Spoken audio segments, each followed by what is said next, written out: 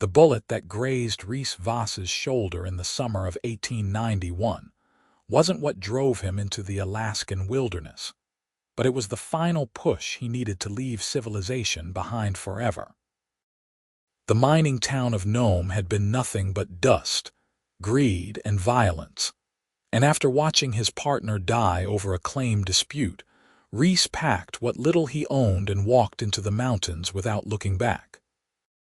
That was 7 years ago, and in all that time, he hadn't spoken more than a handful of words to another human soul. His cabin sat tucked between two peaks, far enough from the trails that prospectors rarely wandered near. He'd built it with his own hands, logs chinked tight against the brutal winters, a stone fireplace that kept the cold at bay. He had his traps, his rifle, and the silence that had become his only companion. At first, the quiet had been a balm to his wounded spirit. Then it became normal. Then it became everything. His voice, when he tried to use it those first few years, came out rusty and strange. Eventually, he stopped trying altogether. The words died somewhere between his mind and his mouth, and he found he didn't miss them. Reece was 32 years old, though he looked older with his thick beard and the lines that creased his weathered face. His hair had grown long, tied back with a strip of leather, and his eyes had taken on the distant quality of a man who watched horizons instead of faces.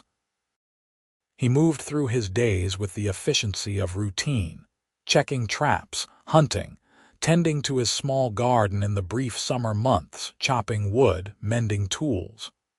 The seasons turned, snow fell and melted, and Reece existed in the space between. It was late September when he found her, and the discovery shattered his carefully constructed isolation like ice breaking under spring thaw. He'd been checking his northern trap line, the one that ran along the creek bed where the beavers built their lodges. The morning had dawned cold and clear, frost coating every surface in crystalline white. His breath plumed in the air as he walked, his footsteps crunching on frozen ground. He was thinking about nothing in particular, his mind blank and peaceful the way it usually was, when he heard the sound. At first he thought it was an animal, some creature caught and injured. But as he moved closer, following the creek around a bend, he realized it was crying. Human crying. A woman's voice, weak and frightened. She was lying half in the water, half on the bank, her dress torn and muddy, her face pale as death. One leg was bent at an angle that made Reece's stomach turn. She couldn't have been more than 25, with dark hair plastered to her face and lips turning blue from the cold. When she saw him, her eyes widened and she tried to speak, but her teeth were chattering too hard. Reece stood frozen, staring at her. His mind raced, but no words came. He opened his mouth, closed it again. She was dying. He could see that clearly. If he left her here, she'd be dead within hours. But the thought of speaking, of interacting, of breaking the silence that had protected him for so long, filled him with a panic so intense his hands began to shake. The woman tried again to speak, managing only a whisper. "Please." That single word broke through his paralysis. Reece moved forward, kneeling beside her.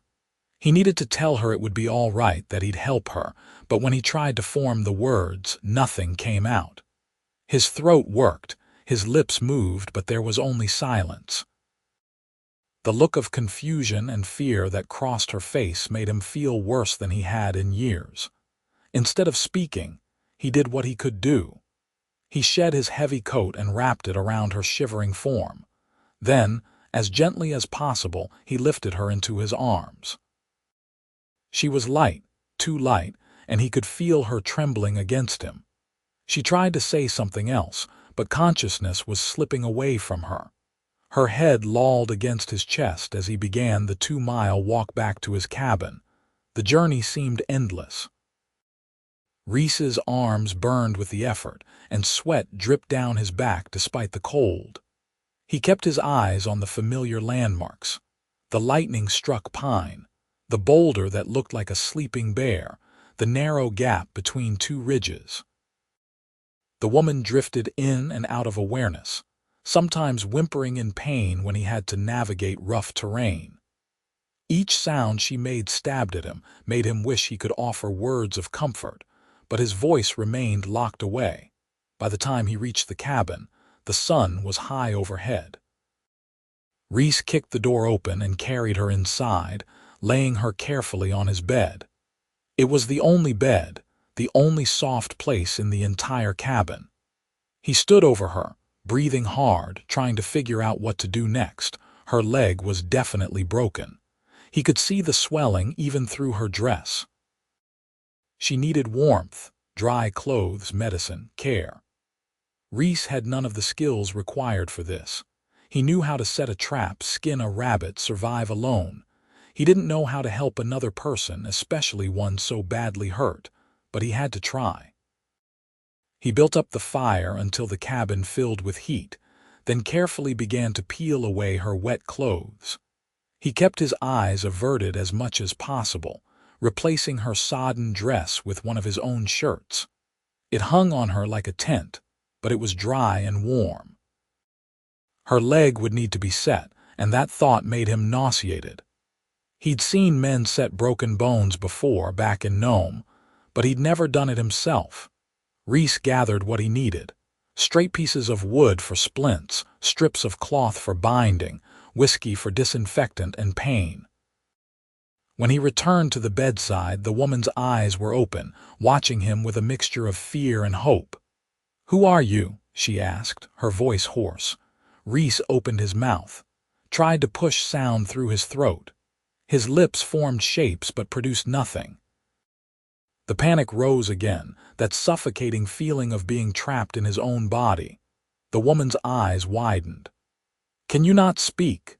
He shook his head, then nodded, then shook his head again, unsure how to explain. The frustration must have shown on his face because her expression softened slightly. "It's all right," she said quietly. "You saved me. That's what matters." He wanted to ask her what had happened, how she'd ended up in the creek where she'd come from. Instead, he held up the whiskey bottle and pointed to her leg, trying to convey what needed to happen. Understanding dawned in her eyes and she paled further. "You have to set it," Reece nodded. "You know how?" He made a gesture that was halfway between a nod and a shrug. "Mostly, sort of." He'd seen it done. To his surprise, she almost smiled. "Well, I suppose we'll learn together. My name is Diana Fletcher. I'm a school teacher from Juneau." She paused, studying his face. "What's your name?" Reece felt his throat tighten. He pointed to himself, then made a gesture of helplessness. "You can't tell me," Diana said slowly, "because you can't speak." Another nod. "Can you write it?" The question startled him. It had been so long since he'd written anything that he wasn't sure he still could. But he crossed to the small table where he kept his supplies and found a stub of pencil and an old piece of paper. His hand shook as he formed the letters, the motions feeling foreign and clumsy. When he showed her, the letters were crude but legible. "Reece Voss." "Reece," Diana said, and hearing his name spoken aloud after so many years sent a shock through his system. "Thank you, Reece, for helping me." He nodded, then gestured to the whiskey again. They needed to do this before she grew weaker. The process was horrific. Diana bit down on a leather strap he gave her, and her screams when he pulled her leg straight and bound it to the splints echoed in his head long after she'd passed out from the pain. Reece sat beside the bed afterward, his hands still trembling, wondering if he'd done more harm than good. But the leg was straight now, bound securely. All he could do was wait and hope. For 3 days, Diana drifted in and out of fever. Reece tended to her with an awkward dedication, bringing her water, broth made from dried meat, cool cloths for her forehead. He slept on the floor beside the bed, waking whenever she stirred. Sometimes she talked in her delirium, fragments of stories about a school, children, a sister in Seattle. Other times she thrashed, and he had to hold her still to keep her from hurting herself further. On the fourth morning, the fever broke. Reece woke to find her watching him, her eyes clear and focused. "You're still here," she said softly. Where else would he go? This was his cabin, but he understood what she meant. He could have left her alone, checked his traps, maintained his distance. Instead, he'd barely left her side. He nodded and rose to stoke the fire to prepare food. When he brought her a bowl of porridge, Deanna struggled to sit up. "I can tell you what happened," she said as she ate slowly. "If you want to hear it, I know you can't ask, but I'd like to tell someone." Reece settled into the chair near the bed, waiting. Deanna set down the bowl and looked at her hands. "I was traveling from Juneau to Nome with a guide. I'd been hired to teach at the new school they're building there. We were on the trail and he tried to force himself on me. When I fought back, he hit me and I ran. I don't know how long I ran or how far. It was dark and I couldn't see. I fell down a slope and into the creek. I thought I was going to die there." Her voice cracked slightly. "And then you found me." Reece felt anger kindle in his chest, hot and fierce. A man who would do such a thing deserved worse than abandonment in the wilderness. He made a gesture toward the door, trying to ask if the guide might come looking for her. Deanna seemed to understand. "I don't think so. When I fell, it was far from the trail. And I heard him leave, going back the way we'd come. I think he assumed I'd die out here and no one would ever know what he'd done." The anger didn't fade, but there was relief mixed with it. Reece didn't want anyone coming to his cabin, disturbing the fragile peace he'd built. But more than that, he realized, he didn't want anyone taking Deanna away before she was healed. That thought startled him. When had he started thinking of her as Deanna, rather than the woman or the injured stranger? When had her presence shifted from an intrusion to something else? Over the following weeks, Deanna grew stronger. Her leg was healing, though she couldn't put weight on it yet. She spent her days in the bed or the chair by the fire, and Reece went about his routines with an awareness of her presence that was both comforting and unsettling. He'd grown so accustomed to solitude that having another person in his space felt like wearing a shirt that didn't quite fit. But Deanna had a way of filling the silence that wasn't intrusive. She talked, but not constantly. She seemed to sense when he needed quiet and when he might tolerate conversation. She told him about her life in Juneau, about the school where she'd taught for 2 years, about her family back in Oregon. She spoke of books she'd read, places she hoped to see someday, her dreams of making a difference in children's lives. Reece listened, and slowly, something inside him began to thaw. One evening, about 3 weeks after he'd found her, Deanna said, "You used to talk, didn't you? You're not mute." Reece froze in the act of adding wood to the fire. After a moment, he nodded. What happened? He sat back, staring at the flames. How could he explain? He reached for the pencil and paper which had become his constant companions and wrote slowly, "I forgot how." Deanna read the words, and when she looked up, her eyes were full of understanding rather than pity. "How long have you been alone out here?" He held up 7 fingers. 7 years, she breathed. Without speaking to anyone, a nod. "That's a long time to carry silence," Deanna said quietly. "But you know, Reece, I think your voice is still there. It's just waiting for a reason to come back." He shook his head, frustrated. She didn't understand. It wasn't just that he'd forgotten how to make sounds. He'd forgotten how to connect thoughts to words, how to shape feelings into language. The pathways in his brain had overgrown like an abandoned trail, but Deanna wasn't deterred. "Would you try something for me?" she asked. "Just try. You don't have to succeed." Reece wanted to refuse, but there was something in her expression, a gentle hopefulness that made him nod despite his fear. "Say your name," Deanna said. "Just your name, Reece." He looked at her, feeling exposed and vulnerable in a way he hadn't felt in years. His throat tightened. He focused on the word, tried to remember how his mouth had once formed it. Reece, his lips moved soundlessly. It's all right, Deanna encouraged. There's no rush, try again. He tried, failed, tried again. On the fourth attempt, a sound emerged, rough and barely audible. RR. Deanna's face lit up. Yes, that's it, keep going, RR-E. The sounds were painful, scraping up from somewhere deep inside. You're doing it, Reece, you're doing it, Reece. The word came out mangled and weak, but it was a word, his name. The emotions that flooded through him were overwhelming. Relief, fear, joy, grief for all the years of silence. His eyes burned, and he realized with shock that he was crying. He couldn't remember the last time he'd cried.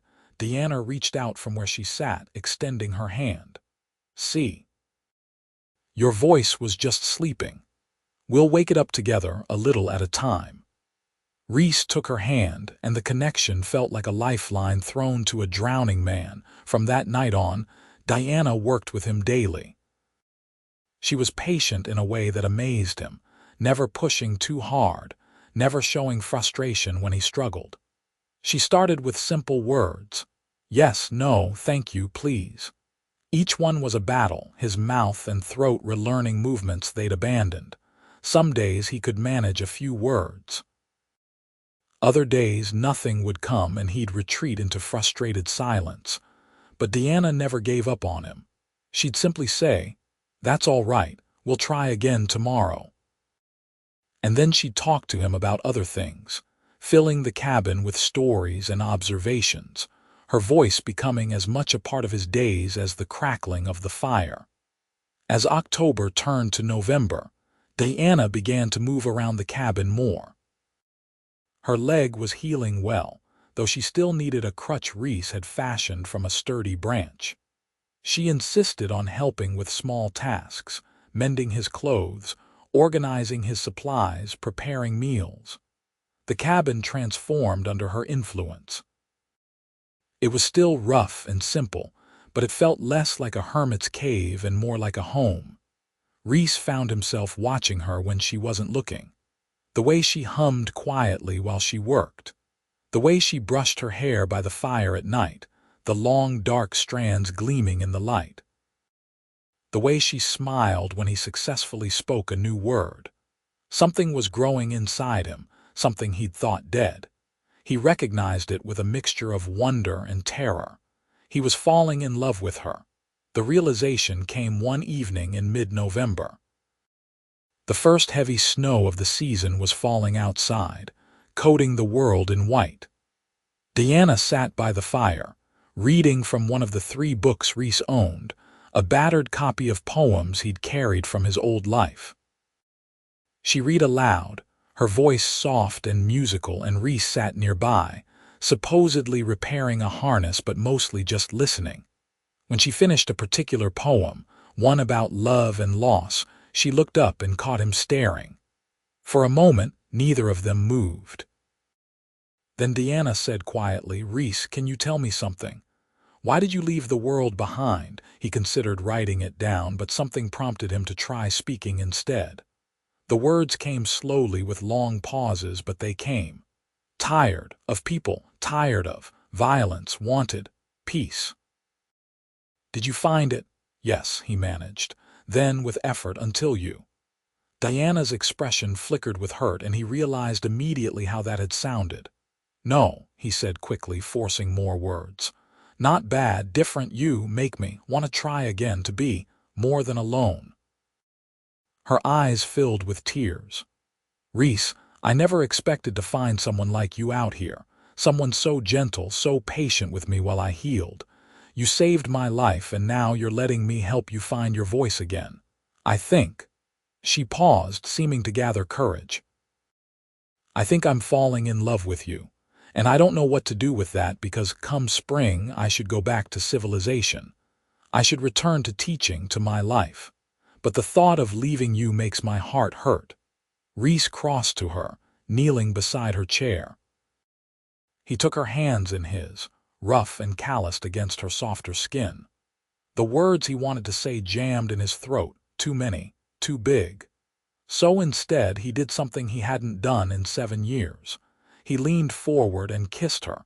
Diana's response was immediate. She kissed him back, her hands coming up to cup his bearded face.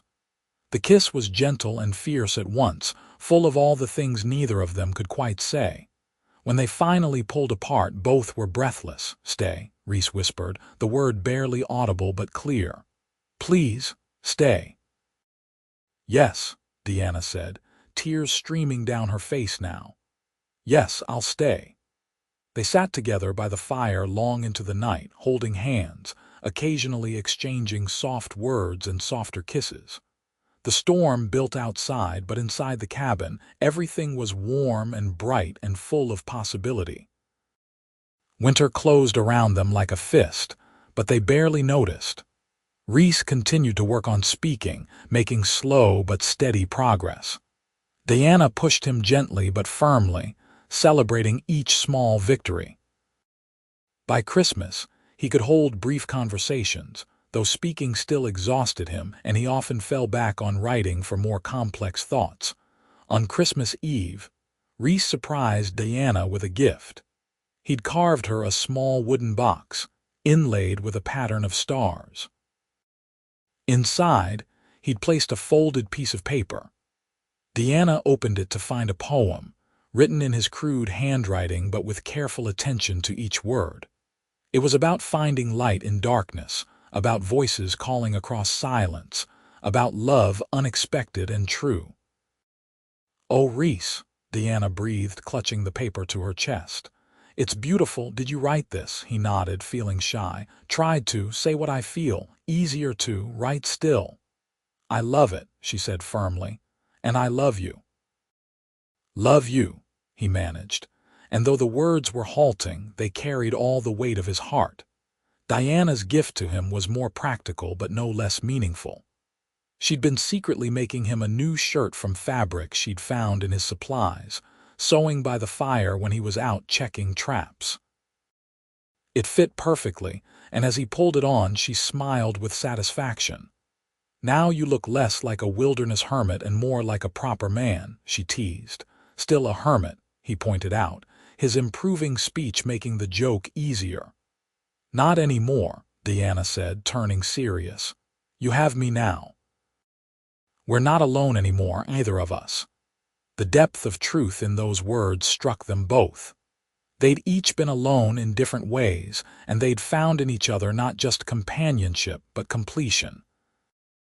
In January, a warm spell melted some of the snow, and Diana was finally able to venture outside with Reece. Her leg had healed well, leaving only a slight limp. He showed her his world, the frozen creek where he'd found her, the trap lines, the places where game animals gathered. Diana marveled at how well he'd built his life here, how completely he'd adapted to the wild. "You could do this forever," she observed one clear morning as they stood on a ridge overlooking miles of pristine snow-covered mountains. "Live out here, never see another soul." "Could," Reece agreed. His speech was much better now, though he still spoke slowly and carefully. "But don't want to, not anymore. You changed everything, Diana." She turned to him, the wind whipping her hair around her face. "What do you want now?" Reece took a breath, preparing for the most words he'd strung together since his years of silence began. "Want you to marry me. Want to build a real life. Maybe not in town, not yet, but not so alone either. Want to wake up next to you. Want to learn to talk again all the way. Want everything I thought I'd never want again." Diana's eyes shone with tears and joy. Yes, Reece Voss. Yes to all of it. They were married in February by a traveling preacher who occasionally made rounds through the remote settlements. Reece had to write to arrange the visit, explaining their situation. The preacher, an elderly man named Father Sullivan, made the trek to the cabin with good humor despite the cold. "Son," he said when he arrived and heard Reece speak haltingly, I've married miners and prospectors, trappers and traders, but this is my first wedding for a man learning to speak again for love. God's hand is surely in this." The ceremony was simple but profound. Reece had carved 2 rings from a piece of fine-grained spruce. He spoke his vows slowly but clearly, each word a gift to Deanna. She cried through her own vows, and when Father Sullivan pronounced them husband and wife, their kiss felt like a promise and a new beginning all at once. Father Sullivan stayed for dinner, sharing news from Nome and other settlements. The town was growing, he told them. The gold rush was drawing more people every year. There was talk of establishing better schools, churches, a real community. "If you two ever want to come to town," he said, looking at Deanna, "I know the school board is still looking for teachers. And Reece, a man who can survive alone out here for 7 years, would find plenty of work if he wanted it." After the preacher left, Reece and Deanna discussed the possibility. Neither wanted to give up the cabin entirely, but the idea of being part of a community again held appeal, especially for Deanna, who missed teaching. "Maybe in spring," Deanna suggested. "We could go to Nome, see what it's like. If it feels right, we could split our time. Winter's here where it's quiet and peaceful. Warmer months in town where I could teach and you could trade furs, build things, whatever you wanted to do." "Talking to people," Reece said with a wry smile. "Still hard, getting better but hard." "Then we'll practice," Deanna said firmly. "By spring, you'll be ready, and I'll be right beside you the whole time." They spent the rest of winter preparing. Deanna drilled Reece on conversation, creating scenarios they might encounter in town. She was patient when he stumbled, encouraging when he succeeded.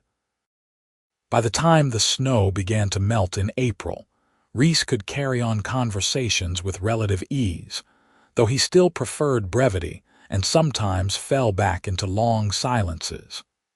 Their first trip to Nome in late April of 1892 was overwhelming for Reece. The town had grown significantly since he'd left 8 years ago. There were proper buildings now, streets full of people, the constant noise of civilization. Reece stayed close to Deanna, his hand finding hers whenever the crowds pressed too near. But slowly, with Deanna's steady presence, he managed. They met with the school board, who hired Deanna immediately, thrilled to have an experienced teacher. Reece spoke with trappers and traders, establishing connections for selling his furs. They found a small house on the edge of town that they could rent for the summer and fall months. Most importantly, Reece discovered that he could function in this world again. It was exhausting, and he needed quiet time each day to recharge. But he wasn't the broken hermit he'd been when Deanna crashed into his life. He'd been remade by love and patience into someone who could bridge both worlds. The wild solitude that sustained him, and the human connection he'd rediscovered. That summer, Deanna taught at the school while Reece worked odd jobs around town, building a reputation as a skilled carpenter and dependable worker. He spoke when necessary, though he never became a talker by nature. People learned to respect his quiet manner, and some even sought him out specifically for his calm, thoughtful presence. In the evenings, they'd return to their little house, and Deanna would tell him stories about her students while Reece held her close. They'd make plans for returning to the cabin when the first snows came, already missing the peace of their mountain home. By autumn, Deanna discovered she was pregnant. The news filled them both with joy and a touch of fear. A baby would change everything, they both knew. But as they discussed it, sitting together in their rented house with fall rain pattering on the roof, they realized it was just another way their life was expanding, growing to include more love. "What if I forget how to talk again?" Reece asked quietly, voicing his deepest fear. "What if I can't teach our child?" Deanna took his face in her hands. "Reece, You will never be that alone again, I won't let you.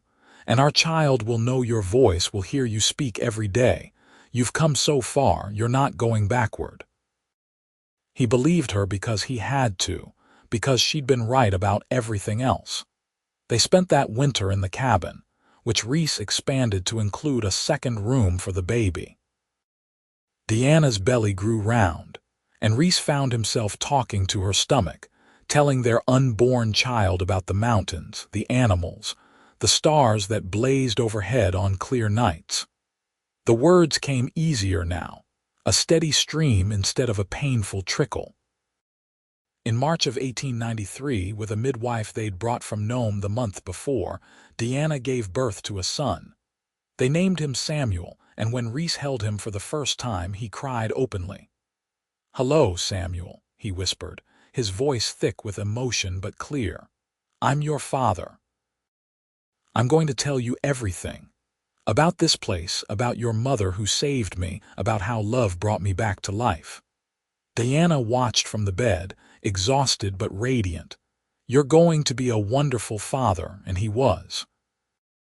As Samuel grew, Reece found that speaking to his son came naturally in a way speaking to adults never had. He narrated their days, explaining everything from how to set a trap to why the sky changed colors at sunset. Samuel's early words were echoes of his father's voice, and each one felt like a miracle to Reece. They continued their pattern of winters in the cabin, summers in Nome. Deanna taught school, and Reece built furniture that became sought after for its quality and craftsmanship. Samuel grew strong and curious, at home in both worlds just as his parents were. When Samuel was 3, a daughter joined them, Elizabeth. 2 years later came another son, Thomas. The cabin expanded again, and their house in Nome grew more permanent as they purchased it outright. They were building a legacy, a family rooted in both the wild independence that had sustained Reece and the community that Diana had missed. On their 10th wedding anniversary, Reece and Deanna stood together on the ridge above their cabin, watching the sunset paint the sky in shades of gold and crimson. Their children were inside with a young woman from town who helped during busy times. For this moment, it was just the two of them as it had been when they'd first fallen in love. "You ever regret it?" Deanna asked. "Giving up your solitude, your silence?" Reece turned to her, this woman who'd stumbled into his life broken and transformed him in the healing. He no longer hesitated before speaking, no longer struggled for words, at least not with her.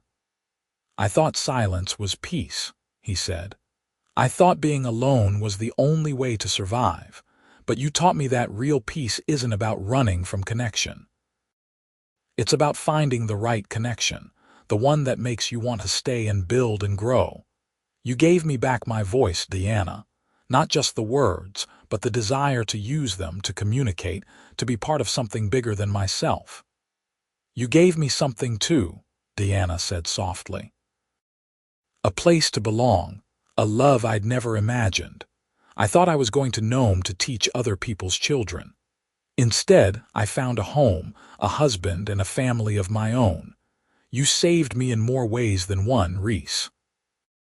They kissed as the sun sank below the mountains, two people who'd been lost and alone now found and together. Behind them, through the cabin window, they could hear their children laughing, the sound carrying on the clear air like music. Reece had spent 7 years forgetting how to talk, learning to exist in silence. Diana had been patient, coaxing him back to the world of words and connection.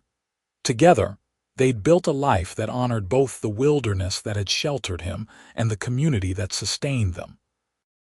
They'd created a family, raised children who knew both independence and belonging, taught each other about strength and vulnerability.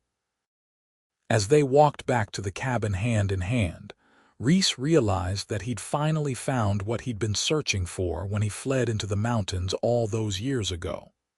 Not silence or solitude, but peace. Real peace. the kind that came from being known and loved, from having a voice and choosing to use it, from building something that would outlast them both. The cabin door opened to warmth and light, to children's voices calling for their parents, to a life fully lived and deeply cherished. Reece stepped inside with Deanna beside him and closed the door on the cold night. Here, in this place they'd made together, surrounded by love and laughter and the thousand small connections that made up a family, he was finally home. Years continued to pass with the steady rhythm of seasons. Samuel grew into a thoughtful young man, fascinated by both his father's craftsmanship and his mother's love of books. Elizabeth inherited Diana's gift for teaching, often helping her mother at the school. Thomas was wild and adventurous, reminding Reece of himself before the silence, full of words and questions and boundless energy. Reece never took his voice for granted again. Even on days when speaking felt harder, when the old pull of silence tempted him, he pushed through it.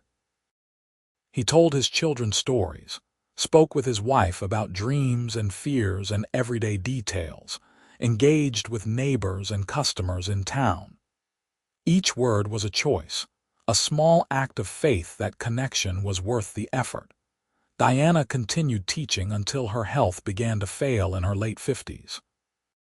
She retired then, and they spent most of their time at the cabin, their children grown and scattered to their own lives.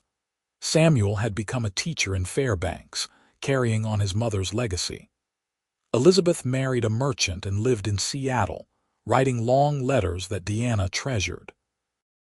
Thomas worked as a guide, leading expeditions into the wilderness, unable to settle as his father had finally learned to do. On a summer evening in 1918, Reece and Deanna sat on the porch he'd built onto the cabin 20 years earlier. They were both gray now, weathered by time and elements, but their hands still sought each other out, fingers intertwining with the ease of long practice. "Tell me the story again," Deanna requested, as she often did. "The day you found me." Reece smiled, his voice still carrying the deliberate quality of someone who'd had to relearn speaking, but rich with warmth and memory. "I thought you were a wounded animal at first. Then I came around the bend and saw you in the creek, and my whole world stopped. I stood there like a fool, unable to speak, unable to help, just frozen. But you said please, and that one word broke through everything I'd built up to protect myself. I was so scared when you couldn't answer me," Deanna remembered. "I thought maybe you were simple or didn't understand English. Then you wrapped me in your coat, and I knew you were trying to help even without words." "You gave me words back," Reece said quietly. "You were so patient with me, Deanna. You never made me feel broken or stupid. You just waited and believed I could do it." "Because I saw who you really were," Deanna said. "Not a man who couldn't speak, but a man who'd forgotten he wanted to. There's a difference." They sat in comfortable silence for a while, watching the sun set over the mountains that had witnessed their entire life together. The silence between them now wasn't the heavy, empty silence that had nearly destroyed Reece. It was the peaceful silence of two people who knew each other completely, who could communicate as well without words as with them, but who chose words because they were a gift and a joy. "I love you," Reece said, still needing to speak it aloud even after so many years. "Thank you for not giving up on me." "I love you too," Deanna replied, leaning her head on his shoulder. "Thank you for learning to stay." The stars emerged one by one overhead, the same stars that had watched over Reece during his years of solitude, that had witnessed Diana's frightened flight through the darkness, that had blessed their wedding and illuminated countless quiet evenings of their shared life. Those stars would outlast them, would continue to shine over the cabin and the mountains long after they were gone. But for now, in this moment, Reece and Deanna sat together, two souls who'd found each other against all odds, who'd built something beautiful from loneliness and patience and love. They'd raised children, created a home, become part of a community while maintaining their connection to the wild places that had brought them together. They'd succeeded in the most important way possible. They'd learned to truly see each other, to speak and listen, to connect across the silence and solitude that might have claimed them both. As the night deepened and the temperature dropped, they finally went inside, Reece's arm around Deanna's shoulders, her hand on his heart. The cabin embraced them with familiar warmth, this place that had begun as a refuge from the world and become the center of a rich, full life. Reece had spent 7 years alone, forgetting how to talk, losing himself in silence. Deanna had been patient, drawing him back to language and connection. Together, they'd remembered how to live, how to love, how to build something lasting and true. Their story, beginning with a broken man and a broken woman finding each other in the wilderness, had bloomed into a lifetime of shared moments, spoken words, and the deep peace that comes from being truly known and unconditionally loved. And that, in the end, was everything.